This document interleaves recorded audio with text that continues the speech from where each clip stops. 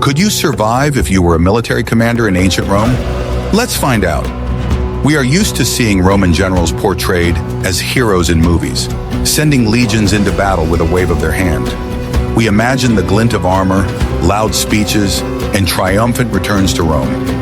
But what if I told you that this image is just a facade, hiding a completely different reality? The real day of a Roman commander consisted not of battles, but of hundreds of invisible battles with logistics, politics, intrigues, and his own doubts. It was a round-the-clock job where the price of a single mistake was thousands of lives and the fate of an entire province. It was a test that only a few could withstand.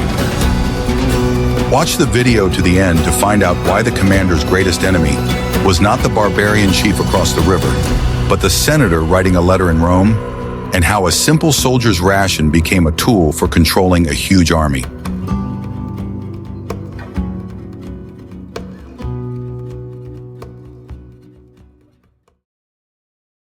I will reveal the most closely guarded secret of Roman commanders, which had nothing to do with battle tactics. Their day did not begin with a map of battles, but with absolute silence and a ritual on which everything depended. Long before the camp began to wake up, the commander was already standing in front of a small altar near his tent, the Praetorium.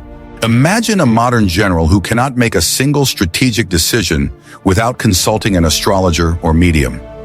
Roman commanders lived in precisely such a reality, where religious rituals were no less important than military intelligence. If you commanded legions in a world where gods actively intervened in human affairs, you would understand that ignoring the divine will could cost not only your life, but also the lives of tens of thousands of soldiers under your command. He performed auspices and divinations in an attempt to discern the will of the gods for the coming day. This was not a formality, but a profound necessity for a man who bore enormous responsibility. Every action, from the start of a march to the passing of a sentence, required divine approval. The process was strictly regulated, and only he had the right to interpret it. Positive omens gave him confidence and legitimacy in the eyes of his soldiers. Unfavorable ones could postpone any plans and force him to seek a new path. Auspices were a complex system of interpreting omens based on observing the flight and behavior of birds, studying the entrails of sacrificial animals, and analyzing natural phenomena. A commander had to be not only a military strategist, but also an experienced priest capable of reading divine messages. These skills required many years of training and practice. The psychological significance of auspices was enormous. Soldiers believed that success depended not only on the tactical skill of the commander, but also on the favor of the gods. A commander who ignored his religious duties risked losing the trust of his troops and facing demoralization or even mutiny. History knows of cases when unfavorable omens forced battles to be postponed for weeks. His Praetorium was not a luxurious palace, but a mobile command center, the heart of the legion. There was no room for excess here, only function and efficiency. Inside, by the light of oil lamps, stood tables with maps, scrolls with reports, and boxes with wax tablets. The maps were made of expensive parchment and contained all known information about the area. They marked rivers, forests, roads, and the location of enemy tribes. It was the main tool for strategic planning. The Praetorium functioned as a primitive but effective command center. Its design was standardized and could be quickly assembled and disassembled when the camp was moved. The layout was optimized for maximum functionality, with separate areas for conferences with officers, working with documents, receiving delegations, and the commander's personal rest.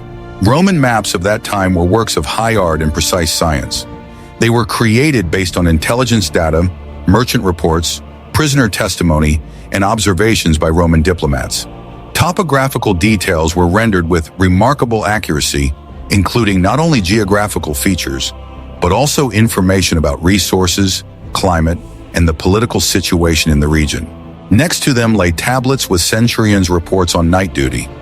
Each scratch on the wax contained information about the condition of the posts, the mood of the soldiers, and any incidents. The commander reviewed them personally, forming a complete picture of the state of his troops. He was the brain of a huge organism, and this brain began to work while the rest of the body was still asleep. The early morning hours were a time for analysis and planning. It was in this silence that decisions were made that would be carried out by thousands of people during the day. The reporting system in the Roman army was a model of information management. Each centurion had to submit daily detailed reports on the state of his unit, the number of sick and wounded, food and equipment supplies, disciplinary incidents, and the morale of the soldiers. This information was aggregated and analyzed at the legion level, giving the commander a complete picture of the combat readiness of his troops. The morning analysis included not only studying reports, but also correlating various sources of information. The commander compared intelligence data on the enemy with the state of his own troops, taking into account weather conditions, logistical capabilities in the political situation. This required analytical skills of the highest level. His morning was not one of glory, but of cold calculation and attempts to look into the future.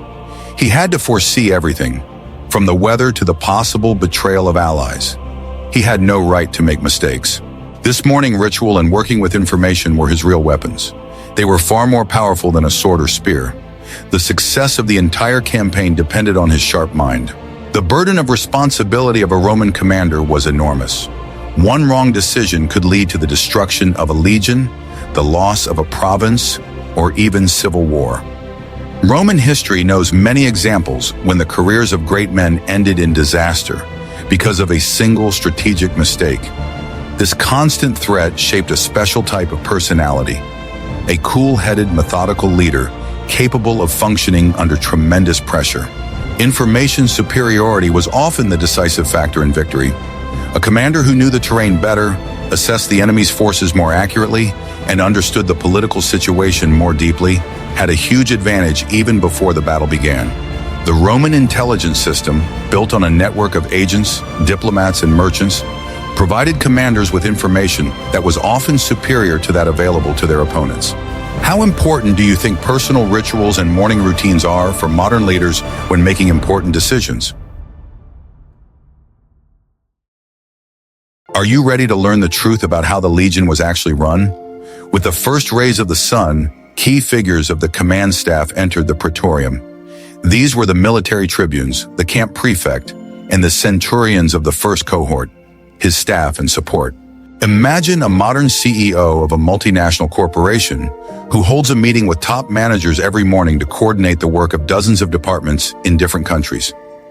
The Roman commander faced similar management challenges, but in conditions where the only means of communication were messengers, and a single mistake in planning could cost the lives of thousands of people. If you were responsible for the lives and combat readiness of 5,000 legionnaires in a foreign country, you would understand that military command is, first and foremost, management in extreme conditions. The morning briefing began, and the first topic was always logistics, not strategy. The commander listened to the prefect's report on grain and fodder supplies and the condition of equipment. Without food and water, the army would cease to exist within a few days. Each soldier received a strictly measured ration of grain, which he ground himself. The commander had to know how many days the current supplies would last. Any delay in supplies from the rear could lead to disaster. The priority of logistics over tactics reflected the realities of ancient warfare, where armies often won or lost before the battle even began due to supply problems. The camp prefect, Praefectus Castrorum, was one of the key figures in the legion's hierarchy, responsible for all aspects of material support. His reports included detailed statistics on each type of resource, the number of sacks of grain, barrels of wine, tons of iron for repairing weapons. The mathematical calculations required for supply planning were complex. The legion consumed about 2 tons of grain daily, plus fodder for pack animals, firewood for cooking, and materials for repairing equipment. The commander had to constantly balance the need to maintain supplies with the mobility of the troops, as excess cargo slowed down movement. Then the reports of the scouts who had returned from night raids were discussed. These were bits and pieces of information: a trail on the road, smoke from a fire in the forest, unusual behavior of birds. From this mosaic, the commander pieced together a picture of the enemy's movements. He asked precise questions, demanding details. How many people were there according to the scouts' estimate? How long ago did they pass? Were they traveling by cart or on foot? The intelligence system operated on the basis of specially trained soldiers. speculatores, who worked both alone and in small groups. Their tasks included not only observing the enemy, but also studying the terrain, searching for water sources, and assessing the passability of roads. The quality of intelligence often determined the success or failure of the entire operation. The commander developed the skills of an analyst, able to extract maximum information from minimal data. Traces on the road could reveal the size of the detachment, the direction of movement, and even the morale of the troops. An organized army left different traces than a disorderly, retreating crowd. Smoke from campfires indicated the location of camps, and the behavior of the local population indicated the approach of hostile forces. Based on this information, orders were given for the day. One cohort was tasked with strengthening the northern rampart of the camp. Another was sent to gather wood for siege engines. A third was assigned to conduct exercises on the training ground. The Roman army never sat idle, considering idleness to be the main enemy of discipline. Constant work kept the soldiers in good physical shape and maintained order in the camp. Everyone, from legionnaires to centurions, had a clear task. The commander acted as the head of a huge corporation. He allocated resources, set tasks, and monitored their execution. Battle was only a small part of his work. The briefing ended with the setting of a password for the day, known only to the sentries. It was a simple but effective security measure. After that, the officers dispersed to their units to convey the orders to each soldier. The philosophy of constant activity was based on a deep understanding of human psychology.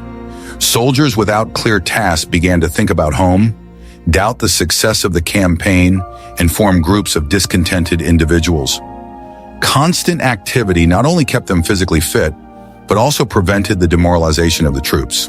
The password system was part of a broader security system that included identification marks, special handshakes between officers, and complex guard change procedures. These measures prevented enemy agents and saboteurs from infiltrating the camp.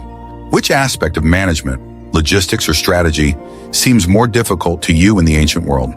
But management was only part of his concerns. What if I told you that his most dangerous enemy was not outside the camp walls, but inside? This is what happens behind the closed doors of the Praetorium, and it is not written about in history textbooks. After the morning briefing, the invisible but most important work of a commander began. He transformed from a military leader into a politician and judge. Imagine a modern regional manager of a large corporation who has to simultaneously manage thousands of employees, maintain relations with headquarters, and resolve local conflicts. Roman commanders faced similar challenges, but the stakes were much higher.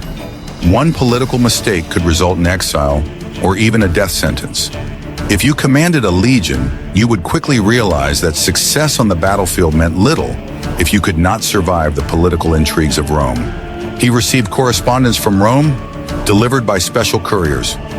These were not only orders from the emperor, but also letters from influential senators. Each of them required careful reading between the lines. One senator might ask for a promotion for his relative serving in the legion. Another might complain about the army's actions affecting his business interests in the province. It was necessary to respond with the utmost diplomacy so as not to make enemies in the capital. The Roman postal service system, the cursus publicus, provided communication between the provinces and the capital, but each letter was a potential political minefield. Couriers traveled at speeds of up to 100 Roman miles per day, changing horses at special stations. Important messages were encrypted or written in a special code that only those in the know could understand. Political letters required sophisticated diplomacy. Refusing a request from an influential senator could create an enemy for decades, but granting undeserved favors undermined discipline in the army. Commanders developed subtle diplomatic skills, learning to say no in a way that sounded like maybe later or under certain conditions. A commander understood that his career and even his life depended on political support in Rome. One careless move, one powerful enemy, and he could be recalled in disgrace. Therefore, he played his own political game, thousands of kilometers away from the Senate. The second front in the hidden war was maintaining discipline. He was the highest judicial authority in the camp. Soldiers who committed offenses, from petty theft to disobeying orders, were brought to him. Balancing Roman politics and military duties required exceptional skill. Commanders maintained their own networks of informants in Rome, sent gifts to influential people, and sponsored public works in their home cities. All this required considerable personal funds and constant attention to political trends in the capital. History knows many examples of brilliant military leaders who were destroyed by political intrigues. Corbulo, who fought successfully in Armenia, was forced to commit suicide by order of Nero. Agricola, who conquered most of Britain, was recalled by Domitian out of envy for his successes. His decisions had to be quick, strict, but fair. He could not afford to show weakness, but excessive cruelty could cause discontent in the legion. Each of his judgments became a precedent and affected the morale of the entire army. He listened to both sides and spoke with the centurion of the offender. Often his goal was not simply to punish, but to understand the reason for the offense. Sometimes a stern reprimand was enough to bring the soldier back into line. Roman military justice was both harsh and flexible. Punishments ranged from flogging for minor offenses to death for desertion or mutiny. However, experienced commanders understood that cruelty for cruelty's sake destroyed the morale of the troops. The trick was to find a punishment that would correct the behavior without turning the soldier into an enemy. The court-martial procedure included a thorough investigation. The commander listened to witnesses, studied the circumstances of the case, and consulted with lawyers. Many decisions were made not in anger, but after long deliberation. Sometimes punishment was postponed, giving the soldier a chance to atone for his guilt with bravery in battle. He paid special attention to his relationship with the centurions. They were veterans, the backbone of the army, on whom its entire power depended. Their loyalty was most important to him. He often invited senior centurions to talk, asking their opinion on the state of affairs in the cohorts. He valued their experience and candor. These informal conversations gave him more information than any official reports. Centurions were a key group in the army hierarchy, high enough to understand strategic decisions, but close enough to the soldiers to know their moods. Wise commanders cultivated personal relationships with these officers, understanding that their support was more important than formal obedience. Informal conversations with centurions often took place over a shared meal or during a camp inspection. These meetings allowed the commander to obtain unfiltered information about the real state of affairs, which units were demotivated, where discipline problems were arising, and what rumors were circulating among the soldiers. Thus, a significant part of the commander's day was spent solving internal problems. He was an arbitrator, diplomat, and psychologist. This work required no less talent than commanding troops in battle. Guess how long it took the Romans to build a bridge across the Rhine? The answer will shock you, and the key to it lies in the daily life of the camp. Leaving the praetorium, the commander would go to inspect the daily work. Imagine a modern construction company that can build a 400-meter bridge across one of Europe's largest rivers in 10 days using only hand tools and local materials. This is exactly what Caesar's legions accomplished when they crossed the Rhine in 55 BC. If you had witnessed this construction, you would have realized that you were not looking at an army in the traditional sense, but at a highly organized engineering corporation capable of solving any technical problem. He saw before him not just an army, but a giant construction site. The legionnaires, having removed part of their armor, worked with amazing coordination and speed. Everyone knew their maneuvers, honed to perfection. They dug trenches, erected ramparts, and built watchtowers. Every camp, even if it was only set up for one night, was a fully fledged fortress. This was the golden rule of the Roman army, which saved thousands of lives. The legionnaires' daily construction routine was the result of years of training and standardization of procedures. Each soldier knew not only his specialty in battle, but also his specific role in engineering work. Some were experts in digging ditches, others in installing palisades, and still others in building wooden structures. This specialization allowed them to achieve incredible efficiency. The speed of construction of fortifications amazed contemporaries. In 3 to 4 hours, a camp capable of withstanding a serious attack would spring up from nothing. A standard legion camp covered an area of about 50 hectares and was surrounded by a 3-meter-deep moat and a 4-meter-high rampart with a wooden palisade. The commander watched the engineers at work, who, using simple tools such as a plumb line, marked out the territory with mathematical precision. The camp plan was standard, which allowed any cohort to immediately take its place. The streets, gates, and location of the tents were all standardized. If the army moved through enemy territory, the legionaries built roads. They cut down forests, drained swamps, and laid out straight, paved roads. These roads allowed troops to be quickly transferred and supplies to be delivered. The instruments of Roman surveyors, the groma and libra, allowed measurements to be taken with a precision comparable to modern instruments. The groma was a cross-shaped structure with plumb lines that allowed perfectly straight angles to be constructed. The libra, a water level, ensured accurate determination of the horizontal. Using these simple but effective tools, Roman engineers created geometrically perfect structures. Standardizing the layout of the camp was a brilliant solution to a logistical problem. No matter where in the empire a legion was stationed, every soldier could instantly find his way around the camp. His contubernium tent was always in the same place relative to the main streets. The command post was in the center, and the latrines were on the leeward side. The commander checked the quality of the work and talked to engineers and centurions.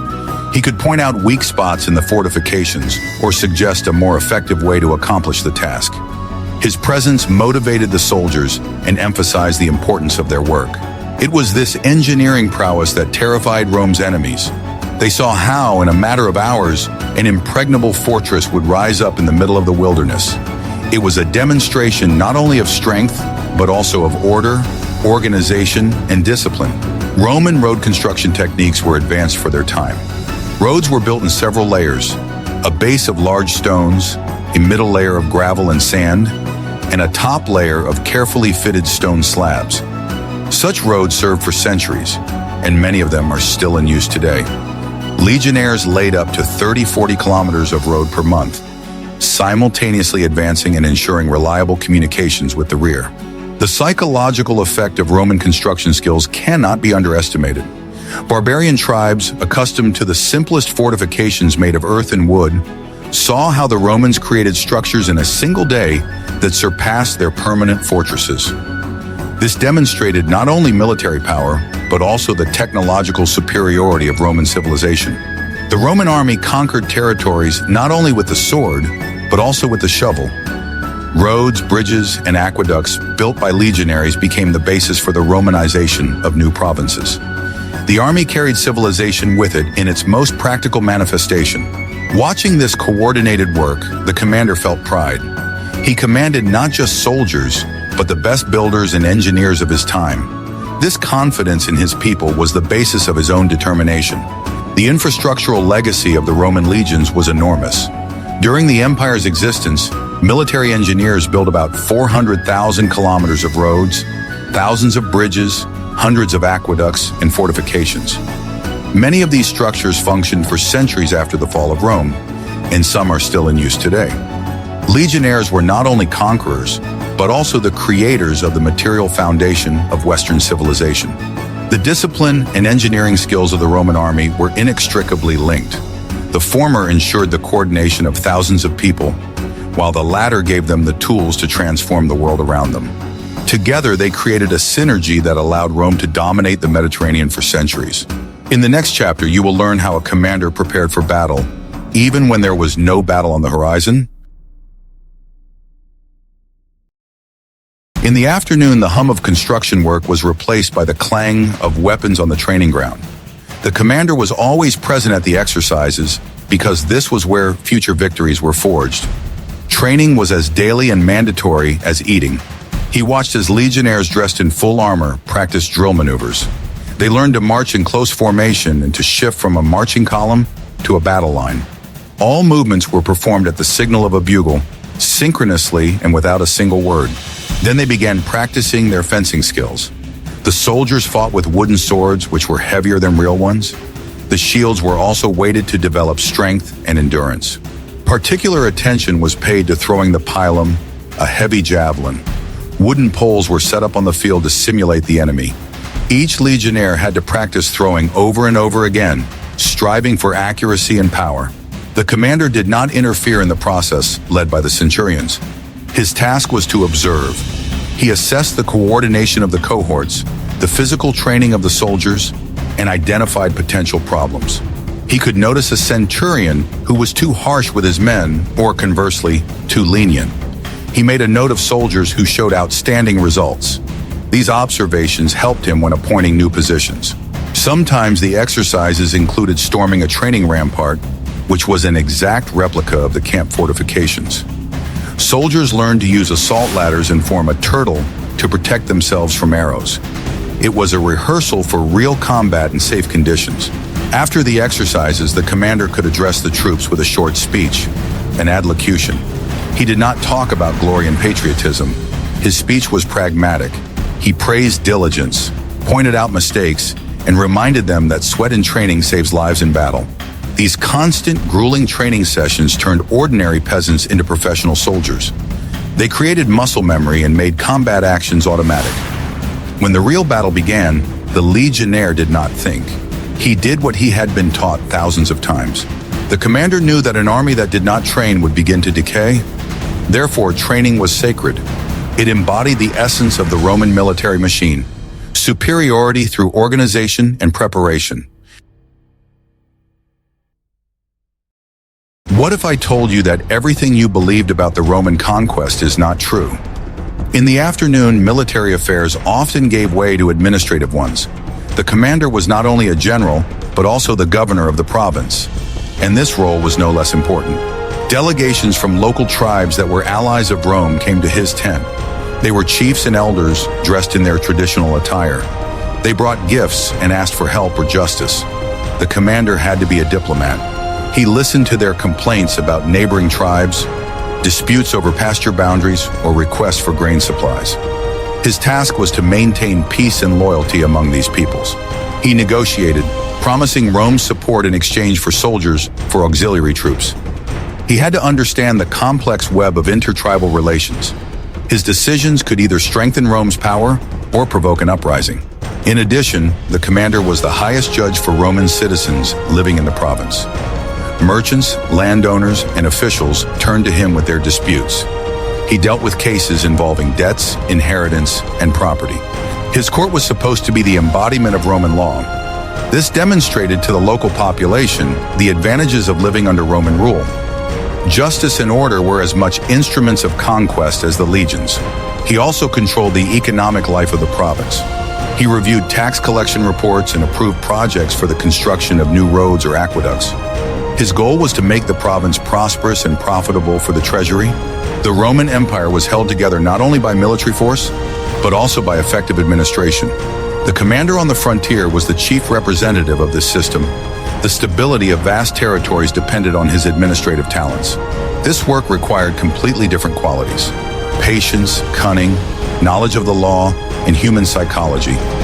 It was less visible than military victories, but no less important. It was this work that turned the conquered lands into an integral part of the empire. Do you think that the role of administrator was more important for a Roman commander than the role of warrior? In the next chapter, we will see how a commander spent his evening and how it differed from that of an ordinary soldier. When the sun began to set, the commander's working day did not end, but changed in nature.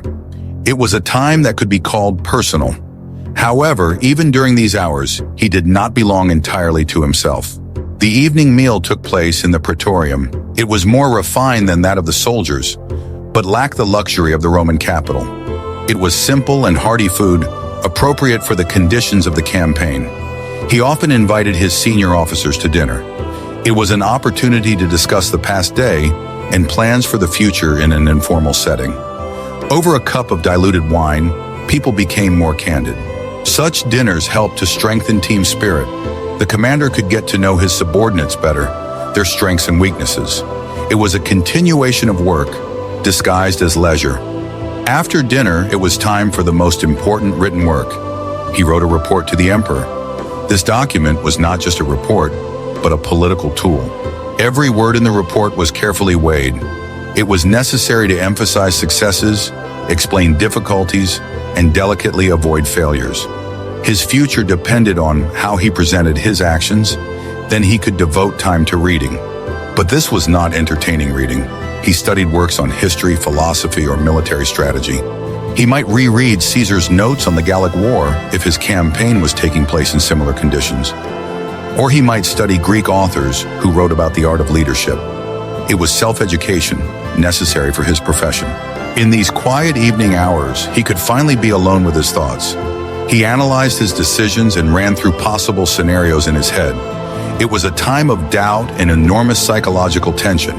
He was cut off from his family and his familiar life in Rome. Hundreds of kilometers of foreign land stretched out around him. All responsibility for thousands of people and the future of the province rested solely on him. The Romans understood that disease could incapacitate more soldiers than enemy weapons. Therefore, one of the important items on a commander's schedule was an inspection of the camp hospital, the valetudinarium. This was a place where another strength of Roman organization was evident. The hospital was a separate, well-designed building. It had wards for patients, an operating room, and storage rooms for medicines. Order and cleanliness were maintained here with particular care.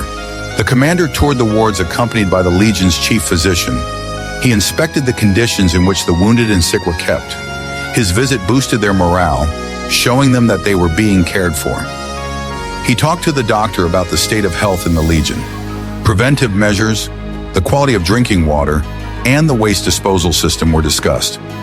Hygiene in the camp was elevated to the rank of military discipline. Roman doctors possessed knowledge that was advanced for their time. They were skilled at performing complex operations using instruments, many of which have remained virtually unchanged to this day. They were also well-versed in medicinal herbs, which they collected and stored for future use. Particular attention was paid to water sources. If there was no clean river nearby, the legionaries dug wells or even built temporary aqueducts. Water for drinking and cooking had to be impeccable. The sewage system was no less important. Each camp had public toilets and latrines with running water that carried waste outside the camp. This helped prevent the spread of disease. The commander personally checked that these sanitary standards were being observed. He knew that the combat effectiveness of his army depended directly on the health of each soldier. Losses from dysentery were as much a defeat for him as a lost battle. This concern for the health of his soldiers was not a manifestation of humanism, but cold pragmatism. Each legionnaire was a valuable asset, whose training had cost the state a great deal of time and money. Losing this asset due to poor hygiene was an unacceptable luxury. The system of military medicine and sanitation was another element that gave the Roman army a huge advantage. It allowed them to maintain their strength and combat effectiveness during long campaigns. It was a quiet but vital war for the health of the legion. With the onset of complete darkness, life in the camp slowed down but did not stop. Security was a top priority, and the night guard system worked like clockwork. For the commander, night was not a time for rest, but a time for heightened vigilance. The camp was plunged into silence, broken only by the crackling of torches and the roll call of the sentries. The entire army was divided into 4 night guards, vigilia. Each cohort took turns on duty. The commander could leave the praetorium at any time of the night for a surprise inspection. Accompanied by several bodyguards, he would walk around the perimeter of the camp. This was his way of personally ensuring the reliability of the guards. He moved quietly, appearing suddenly before the sentries on the rampart. He checked whether the soldier was awake, whether he knew the password, whether he was looking carefully into the darkness outside the camp. Lethargy or sleep on duty were serious offenses. These nightly patrols kept the entire army on its toes. The soldiers knew that the commander himself could appear at any moment. This forced them to perform their duties with the utmost responsibility. He also checked the posts at the camp gates, which were the most vulnerable points. The guard here was reinforced, and the centurions on duty were required to remain at their posts throughout the night. The commander could ask the centurions several questions to test his knowledge of the situation. His keen eye noticed every little detail. A torch that was incorrectly positioned, creating too much shadow. A section of the rampart that needed repair. He immediately gave orders that had to be carried out by morning. This constant vigilance was the basis of security. The Roman camp was considered impregnable not only because of its fortifications, but also thanks to the impeccable organization of the guard service. A surprise attack on a sleeping Roman camp was virtually impossible. For the commander, it was also a way to feel the pulse of his army. In the silence of the night, he could hear the conversations of the soldiers on guard duty and understand their mood. This gave him valuable information that could not be found in reports. After completing his rounds, he returned to the Praetorium. But even there, his sleep was light. He slept knowing that the camp was well protected, but his mind continued to keep its own, most important watch. The commander spent the last hours of the day alone, in the heart of the sleeping camp. The lights in the Praetorium burned longer than anywhere else. It was a time for final analysis and strategic planning. The maps lay on the table before him once again. By the light of the lamp, he replayed the possible courses of action in his mind. He thought not only about the next day, but about the entire campaign as a whole. He weighed the risks. Should he send a large detachment on a reconnaissance mission or continue to gather information? Should he move forward or fortify his current positions and wait for reinforcements? The price of each decision was enormous. It was a time of tremendous mental and psychological pressure. He was alone with the responsibility for thousands of lives. Rome was waiting for news of victories, and no one would listen to excuses in case of failure. He thought about his soldiers, veterans and recruits alike. He had to care for them like a father, but if necessary, send them to their deaths without hesitation. This internal conflict was the eternal companion of any commander. He recalled the faces of the leaders of the allied tribes, trying to guess which of them were sincere and which were ready to betray him at the first opportunity. Politics on the border was a complex game where no one could be trusted. He was a stranger in these lands and had to rely only on his mind and intuition. Sometimes he wrote personal letters home to his family in Rome. These short messages were his only connection to another, peaceful life. But even in them, he was reserved, not wanting to convey his anxieties and doubts. Finally, he went to bed, but it was not a deep, restorative sleep. His brain continued to work, processing the information he had received during the day. Any unusual sound outside the Praetorium could wake him instantly. Thus ended the day of a Roman commander. A day filled not with heroic deeds, but with routine, hard, and endlessly responsible work. And he knew that at dawn it would all begin again. We see that 24 hours in the life of a Roman commander is not an epic movie, but the intense work of a manager, politician, judge, and engineer. His main weapon was not the steel of his sword, but his sharp mind, his ability to organize complex processes, and his ability to withstand enormous psychological pressure. Glory and triumphs were only the tip of the iceberg, at the base of which lay daily, exhausting control over a gigantic military and administrative machine. The real power of Rome was forged not in the crucible of battle, but in this methodical, almost invisible daily work. It was this that allowed the legions to march thousands of kilometers, build cities in the middle of the wilderness, and keep vast territories in submission for decades. It was a triumph not of brute force, but of system, order, and the unyielding will of their leaders. Please suggest topics for future videos that you would like to see on our channel in the comments. And don't forget to subscribe so you don't miss new episodes.